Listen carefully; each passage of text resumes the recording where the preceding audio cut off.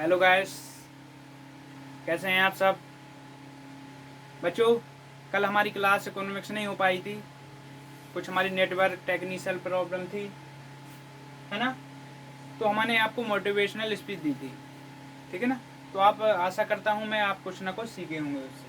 आज भी मैं आपको 3-4 मिनट की मोटिवेशनल स्पीच दूंगा। उससे पहले अपन क्लास स्टार्ट करते हैं, ठीक है ना।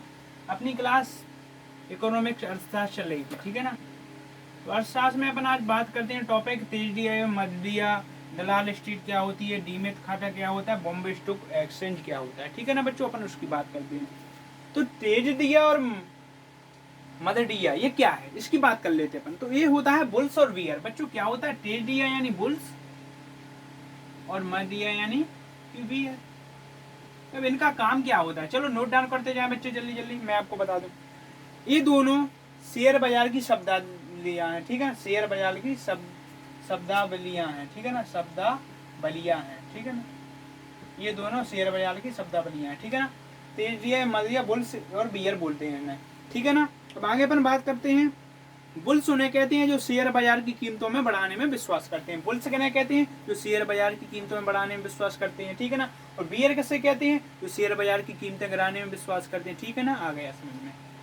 अब दलाल स्ट्रीट क्या है, अब दलाल स्ट्रीट की बात कर लें। ये मुंबई में है, इसे यार नोट डाउन करते जाए बच्चों। अब मैं टारगेट बैच था, चूंकि अभी बहुत स्लोली पढ़ा रहा था, लेकिन अब आपको और तीव्र स्पीड से पढ़ाऊंगा, क्योंकि जैसा कि आपको पता हो कोरोना शायद खत्म होने वाला है। तो हमारा टारगेट बैच था, हमारा मकसद है हमको फिर दिल्ली आना पड़े, इसलिए अब हमको आपको और जल्दी से पढ़ाएंगे, ठीक है ना। चलो अपन बात करते हैं दलाल स्ट्रीट क्या होता है। अब दलाल स्ट्रीट आप नोट डाउन करते जाए। ये मुंबई में है, ठीक है ना। ये दलाल स्ट्रीट कहाँ पे है, मुंबई में, ठीक है ना। ऐसे हम नोट डाउन करना, ये मुंबई में है। मांगे आप बाबा, भारत के सभी राष्ट्रीय स्तर के शेयर बाजार इसी में स्थित हैं। विश्व का पहला संगठित शेयर बाजार एमस्टरडम है, ठीक है ना। विश्व का पहला संगठित शेयर बाजार कौन है, एमस्टरडम, ठीक है ना। विश्व का पहला शेयर बाजार कौन है बच्चों, एमस्टरडम, ठीक है ना। एमस्टरडम है, ठीक है ना। एमस्टरडम, मैं यहाँ पर लिख दूं एमस्टरडम, ठीक है ना। विश्व का पहला शेयर बाजार कौन है, एमस्टरडम है, ठीक है ना बच्चों। ये आपको समझ में आ गया होगा। अब अपन आगे बात कर लेते हैं। और ये 1602 नीदरलैंड, ठीक है ना। ये कहाँ पे हुआ था, एमएस में 1602 नीदरलैंड। कहाँ पे बच्चों, नीदरलैंड।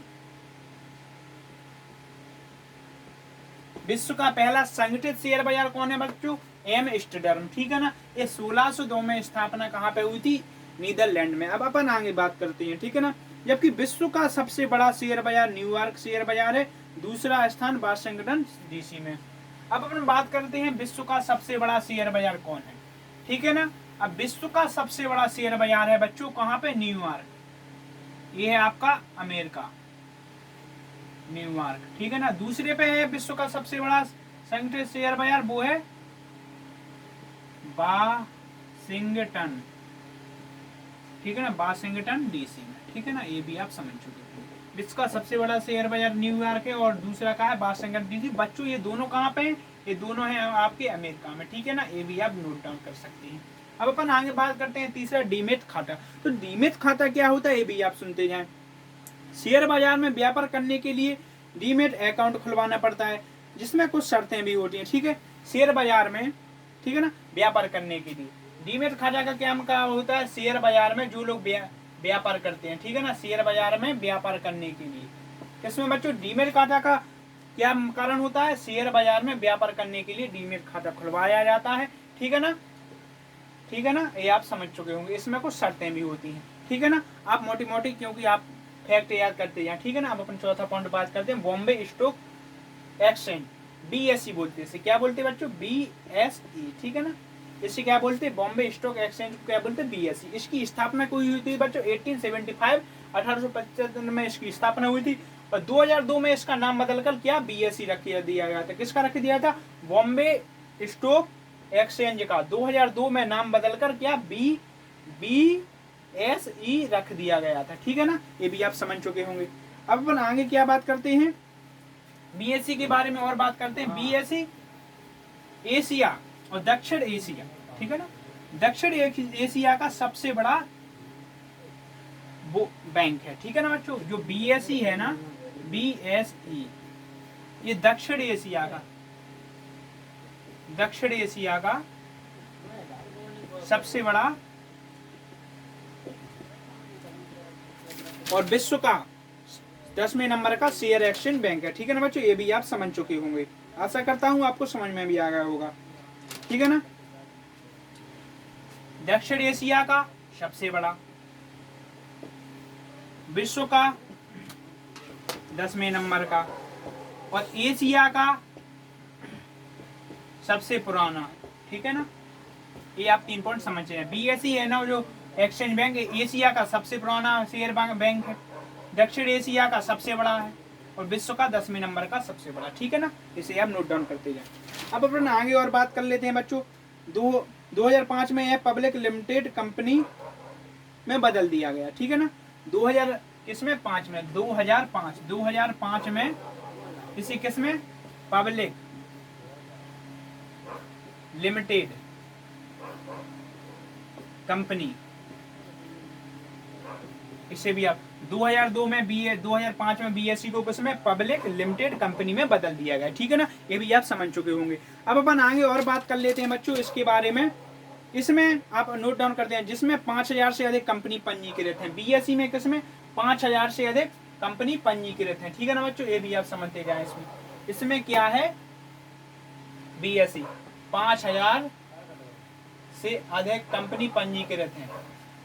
अधिक कंपनी क्या है, पंजीकृत।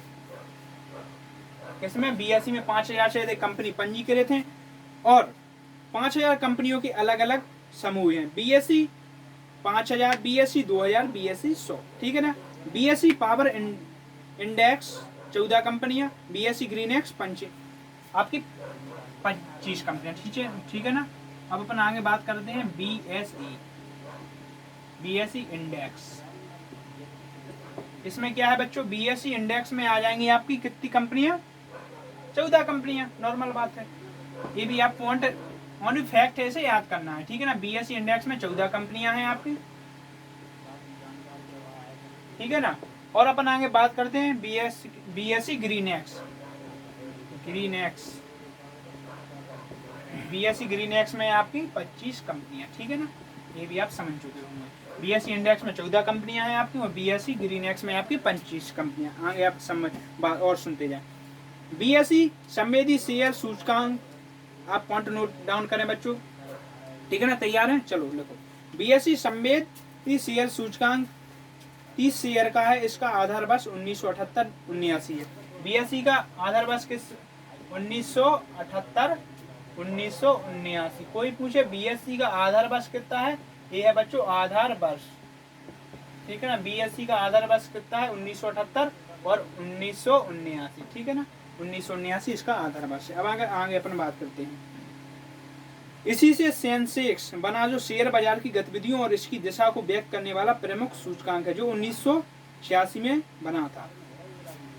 इसी से सेंसेक्स बना, ठीक है ना। इसी से सेंसेक्स बना जो 1986 में बना था।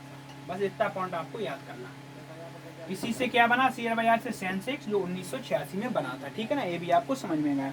आगे अपन बात करते हैं BSE राष्ट्रीय शेयर सूचकांक 100 शेयर 100 कंपनियां, जिसका आधार वर्ष 1983-84 है, ठीक है ना। BSE राष्ट्रीय शेयर सूचकांक। अब अपन बात करते हैं BSE राष्ट्रीय शेयर सूचकांक। BSE राष्ट्रीय शेयर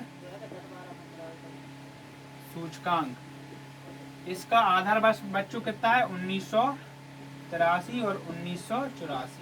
क्या है, आधार वर्ष, ठीक है ना। ठीक है, राष्ट्रीय शेयर सूचकांक, इसका आधार वर्ष BSE का, ठीक है ना। इसमें 100 कंपनियां हैं, ठीक है। इसमें एक 100 कंपनियां हैं, इसका आधार वर्ष किसका है, 1983-84, ठीक है ना। अब अपन बात बच्चों आगे बात करते हैं शेयर सूचकांक और कौन से इस शहर में है, ठीक है ना बच्चों। इसकी बात कर लेते हैं अपन। अब अपन बात करते हैं शेयर सूचकांक और कौन से देश शहर में। तो बच्चों सेंसेक्स, डोलेक्स और निफ्टी 50 बैंकेस ये 12 बैंकों का है, बैंक 12 बैंकों, ये कहाँ पे है, भारत में, ठीक है ना। ये शेयर सूचकांक हो गया है, ये भारत में जब शेयर में एकदम बढ़ोतरी होती है, गिरावट होती है, तब इनके आधार पर गणना की जाती है, ठीक है। अब डो जोन्स कहाँ का है बच्चों शेयर सूचकांक, डो जोन्स है आपका न्यूयॉर्क का है, और नैस्डैक कहाँ का है आपका वाशिंगटन डीसी का है, जो अमेरिका में पड़ता है। न्यूयॉर्क और वाशिंगटन डीसी सबसे बड़ा शेयर बाजार कहाँ पे है, न्यूयॉर्क, फिर है आपका वाशिंगटन डीसी, और इसका शेयर सूचकांक क्या है, डो जोन्स, इसका नैस्डैक। संघाई कौम है बच्चों चीन का, और कॉस्पी है आपका कोरिया का, ठीक है ना, और बोबेस्पा है आपका ब्राजील का, ठीक है ना बच्चों, ये आपको समझ में आ गया होगा। अब अपन बच्चों आगे बात करते हैं शेयर बाजारों की। राष्ट्रीय शेयर बाजार NSE our the counter of exchange of India, ये ओटीसीईआई और रेसिडेक्स मल्टी कमोडिटी एक्सचेंज की बात करते हैं, और ये बामदा बाजार की बात करते हैं, ठीक है ना बच्चों। आप ऐसे नोट डाउन करते जाए बच्चे, ठीक है ना, क्योंकि कोर्स कंप्लीट जल्दी। अब राष्ट्रीय शेयर बाजार में क्या लिखना है, क्या पॉइंट नोट डाउन करते हैं, आप अपना रजिस्टर खोलें और पेन लें और जल्दी से नोट डाउन करते जाएं, ठीक है ना। लिखें बच्चों, शेयर बाजार के गठन की सिफारिश 1991 में फिरवानी समिति में की थी। किसमें, इसकी शेयर बाजार के गठन की सिफारिश 1991 में किसने, फिरवानी समिति ने की थी। किसने की थी बच्चों, फिरवानी समिति ने। राष्ट्रीय शेयर बाजार एनएसई की गठन की सिफारिश किसने की थी बच्चों, 1991 में किसने, फिरवानी समिति ने की थी। आगे आप पॉइंट नोट डाउन कर। 1992 में आईडीबीआई के द्वारा भारतीय औद्योगिक विकास बैंक एनएसई का गठन किया गया। अब 1992 है ना, अब 1992 ऑप्शन याद कर लेना, 1992, ठीक है ना। 1992 में आईडीबीआई के द्वारा भारतीय औद्योगिक विकास बैंक एनएसई का गठन किया गया, इसलिए आईडीबीआई को एनएसई का प्रमोटर प्रायोजन कहते हैं। किसके द्वारा, आईडीबीआई के द्वारा एनएसई का गठन किया गया, इसलिए आईडीबीआई को राष्ट्रीय शेयर बाजार का प्रायोजन कहा जाता है, या कार्यकृत के रूप में कहा जाता है। एनएसई का मुख्यालय दक्षिण मुंबई में। अब इसकी अगर कोई मुख्यालय की बात कर ले आपको, तो इसका मुख्यालय बच्चों दक्षिण मुंबई में। कहाँ पे है बच्चों, दक्षिण मुंबई में। अपन अभी पहले पॉइंट की बात कर रहे हैं, पहले पॉइंट की है, इसका मुख्यालय कहाँ पे है बच्चों, हेडक्वार्टर बात कर लें तो इसका हेडक्वार्टर कहाँ है, दक्षिण मुंबई में, ठीक है ना। इसकी आप बात करते जाएं। अब आगे और बात कर लेते हैं। इसमें 50 कंपनियां थी, इसकी कुल पूंजी 25 करोड़ थी, ठीक है। एनएसई 50 का वर्तमान में एनएसफिक्स निफ्टी भारत के शेयर बाजार में 49% विदेशी प्रत्यक्ष निवेश एफडीआई की अनुमति है, ठीक है ना। ये शेयर बाजार है, इसमें 49% प्रत्यक्ष तौर पर विदेशी निवेश की अनुमति है। विदेशी निवेश मतलब कोई भी व्यक्ति होता है ना, वो निवेश कर सकता है विदेश का। जो राष्ट्रीय शेयर बाजार है, इसमें 49% प्रत्यक्ष विदेशी निवेश की अनुमति है, ठीक है ना। ये आपको पॉइंट नोट समझ में आ गया होगा। आप अब अपन आगे बात करते हैं बच्चों, किसकी, आगे अपन बात कर लेते हैं किसकी, इसकी बात कर लेते हैं, इसकी बात, over the counter of exchange of India, OTCEI, इसकी बात कर लेते हैं। तो इसकी स्थापना 1992 में हुई थी बच्चों। इसकी स्थापना कब हुई थी, 1992 में, ठीक है ना। इसकी स्थापना 1992 में हुई थी, ठीक है ना। अब आगे बात कर लेते हैं, जिसमें लघु एवं मध्यम उद्योग इकाइयों को इंटरनेट के द्वारा आपस में जोड़ा गया, ठीक है ना। उसमें ऑनलाइन व्यापार की सुविधा दी गई। यह भारत का पहला ऑनलाइन ट्रेडिंग सुविधा संपन्न कंप्यूटराइज एक्सचेंज था, ठीक है ना। यह भारत का पहला, ये अदर ओटीसीआई है, यह भारत का पहला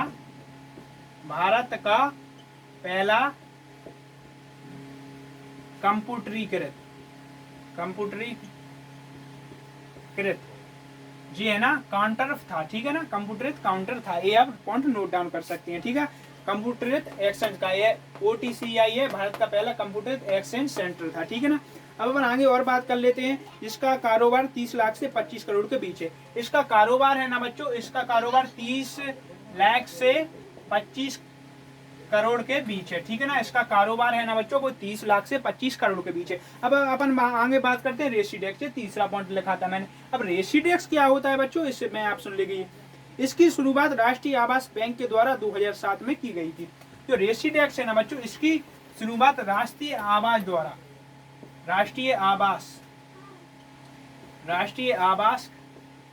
के द्वारा, इसकी शुरुआत राष्ट्रीय आवास के द्वारा 2007 में की गई थी, ठीक है ना। इसकी शुरुआत कब की गई थी बच्चों, 2007 में की गई थी, ठीक है ना। ये आप समझते जाएं।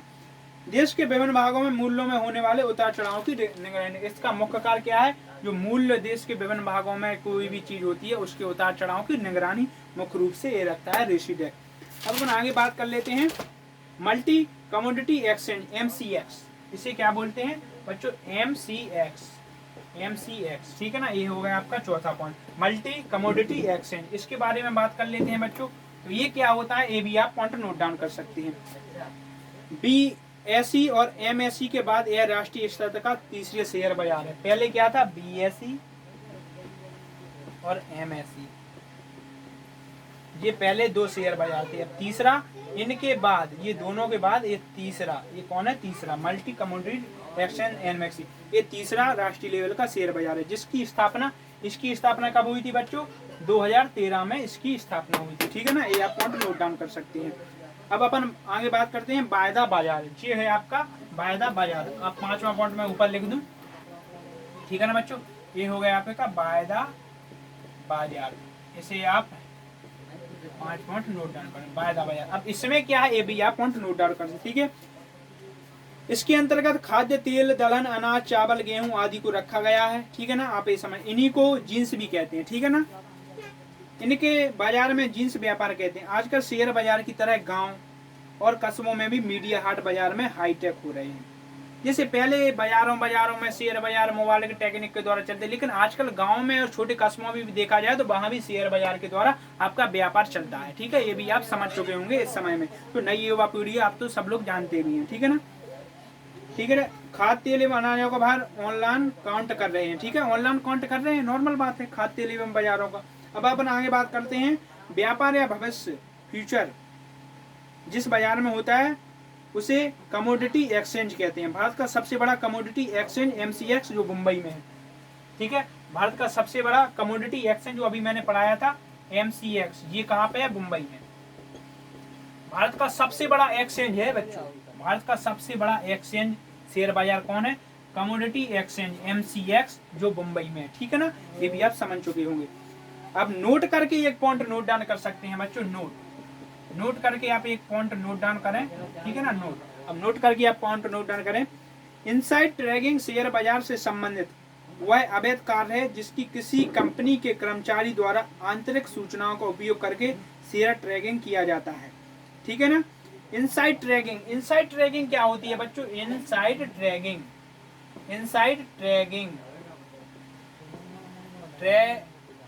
ठीक है ना, इनसाइड ट्रैकिंग, इसकी बात कर लेते हैं बच्चों। तो इसमें क्या होता है, बाजार से संबंधित अवैध कार्य होते हैं इसमें, जैसे जिसमें किसी कंपनी के कर्मचारी द्वारा आंतरिक सूचनाओं के द्वारा ट्रैकिंग कर लेना। ठीक है, आंतरिक सूचनाओं के द्वारा किसी भी कंपनी को ट्रैकिंग कर लेना, उसे कहते हैं इनसाइड ट्रैकिंग। आशा करता हूं आपको आज की क्लास समझ में आई होगी, इकोनॉमिक्स है। तो बच्चों आज से हमारी क्लास लगातार चलेगी और कंटिन्यू चलेगी, और आपको विश्वास दिलाता हूं मैं, आपका इकोनॉमिक्स कंप्लीट करवा के मैं बस 15 दिन में आपको बिल्कुल नोट डाउन हो जाएगा। ठीक है ना बच्चों, तो खुश रहिए, सुरक्षित रहिए, हमारा प्यार आपके लिए बहुत हमेशा रहेगा। स्टे होम, स्टे सेफ, घर रहें, सुरक्षित रहें। जय हिंद, जय भारत। ठीक है।